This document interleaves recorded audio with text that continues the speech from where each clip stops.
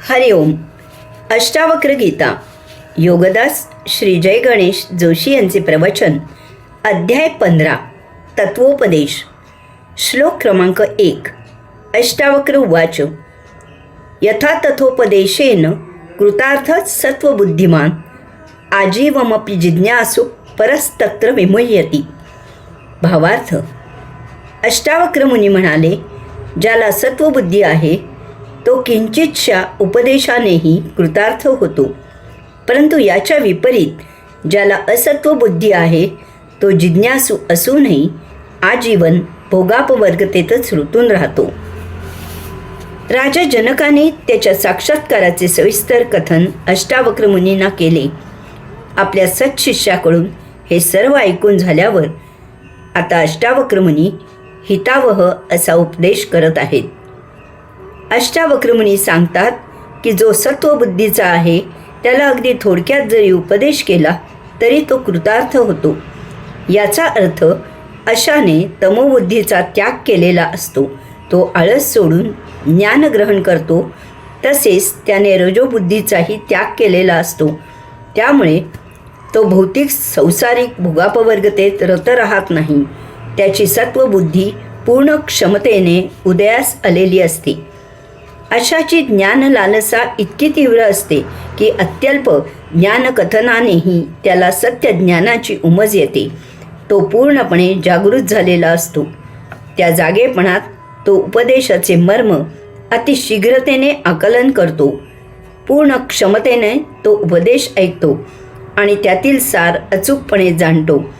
कारण काहीही असो, त्याची सत्वबुद्धी जागी झालेली असते. त्याला ज्ञानाची एक झलक पुरेशी होते. तो तावरून ताकभात ओळखतो. त्याला शीतावरून भाताची परीक्षा होते. त्याला परत परत काहीही सांगावे लागत नाही, कारण तो ज्ञानग्रहणात एकाग्र झालेला असतो. त्याने स्वतःला विद्येत पूर्णपणे झोकून दिलेले असते. घेत असलेल्या ज्ञानावर, ते देत असलेल्या गुरुवर आणि ते ग्रहण करत असलेल्या स्वतःवर त्याची पूर्ण श्रद्धा असते.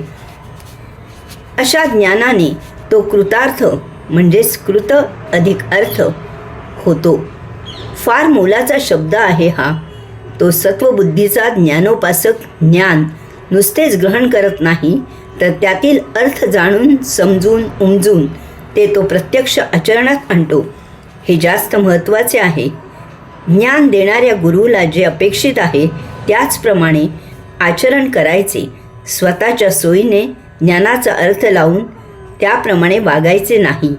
किंवा काही जण असेही आहेत की कुतूहल म्हणून योग साधना जाणून घ्यायची आणि प्रत्यक्ष साधना कधी करायचीच नाही.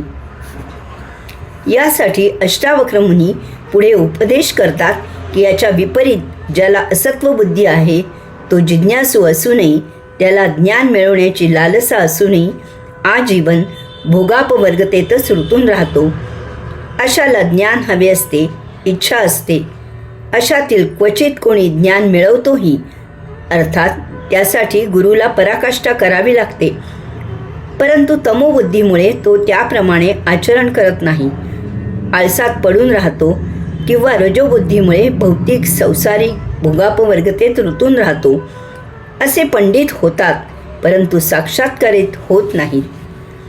अनुभव आणि अनुभूतीने शून्य असल्यामुळे असे आजन्म पडत मूर्ख राहतात. ज्ञानामुळे अनेक जणांचा अहंकार तसाच जोपासला जातो. असे अनेक जण आहेत, त्यांना योग साधनेचे महत्त्व मनोमनी पटलेले असते, परंतु अंगात आळस भरलेला असतो.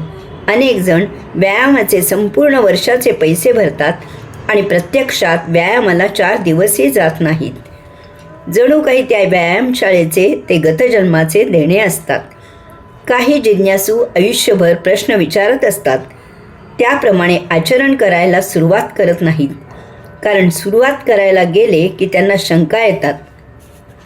याऐवजी साधना, उपासना, यात्रा सुरू करावी.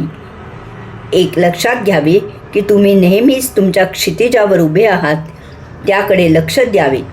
दुसऱ्याच्या क्षितिजाकडे लक्ष देऊ नये. त्यातून काही चुकले तर गुरु आहेच सुधारून घ्यायला. हरिओम.